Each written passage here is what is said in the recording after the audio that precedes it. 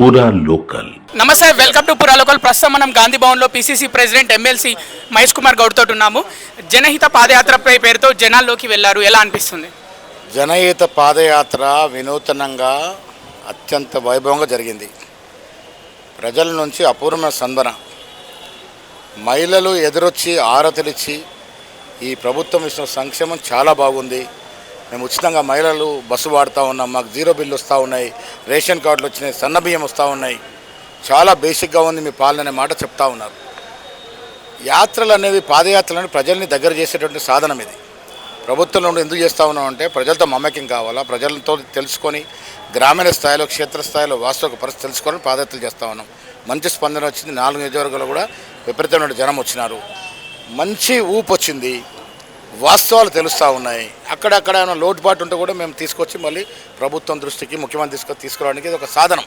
ఈ రకంగా మంచిగా పోతా ఉంది. బీజేపీ కేంద్ర మంత్రిని మీరు శకున్తో పోల్చారు. బీజేపీ వాళ్ళు ఏమంటున్నారంటే వచ్చే అసెంబ్లీ ఎన్నికల తర్వాత సీఎం కావాలని మహేష్ కుమార్ గౌడ్ కలలు అంటున్నారని బీజేపీ వాళ్ళు అంటున్నారు. ఆ వాక్యాలను ఎట్లా చూస్తారు? నాకు పదవి వ్యామోహం లేదు. కార్యకర్తగా ఉన్న నాకు పీసీ పదవి వచ్చింది. కిషన్ రెడ్డి గారు, నేను మళ్ళీ సూటిగా మీ నుంచి అడుగుతా ఉన్నా, బీసీ ఎస్సీ ఎస్టీ ఓట్లు పడందే గెలిచినాడా? రేపు ఆ సాహసం చేస్తాడా? మళ్ళీ ఇప్పుడు బీసీల నుంచి ముస్లింలు తీసేస్తే రిజర్వేషన్ ఇస్తా అంటాడు. మరి అదే మాదిరి రిజర్వేషన్ గుజరాత్లో మోడీ గారు, రాష్ట్రంలో మోడీ గారు ముఖ్యమంత్రి ఉన్నప్పుడు బీసీలకు రిజర్వేషన్ ఇస్తూ దాంట్లో మైనార్టీలకి, ముస్లింలకు ఇచ్చారు. మరి అక్కడ అందుతున్న ఫలాలు ఇక్కడక్కడ ఎందుకు అందకూడదు? ఉత్తరప్రదేశ్లో అదే రకంగా ఉంది, ఆంధ్రప్రదేశ్లో అదే రకంగా ఉంది.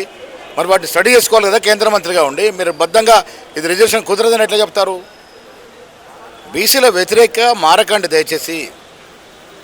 ఈ సమాజంలో ఎవరికి ఎంత వాటా రావాలి, ఎంత జనాభా ఉంటే అంత వాటా రావాలని రాహుల్ గాంధీ నినాదాన్ని రేవంత్ రెడ్డి గారు పూరించారు. కుల సర్వే చేశారు, 2 బిల్లు పెట్టారు. మీరు మద్దతు ఇస్తే బిల్లు పాస్ అవుతాయి. మీకు నిజంగా చిత్తశుద్ధి మద్దతు ఇవ్వాల్సింది పోయి మెలికలు పెట్టే ప్రయత్నమే చేస్తూ ఉన్నారు. అందుకనే ఆయన శకున్తో పోల్చారు.